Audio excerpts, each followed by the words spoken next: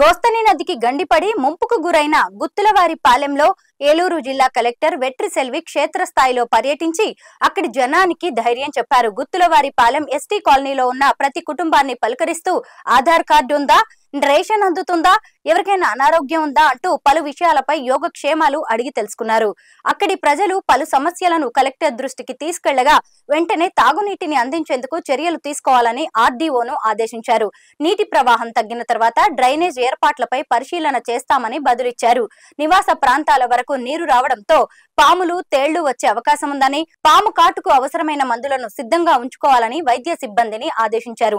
Medical officer తో కలిసి క్షేత్రస్థాయిలో ఇంటింటికి పర్యటించాలని, వారి ఆరోగ్య విషయాలు తెలుసుకుని అవసరమైతే వైద్యం అందించడంతో పాటు మందులను కూడా అందజేయాలని స్థానిక అధికారులను ఆదేశించారు.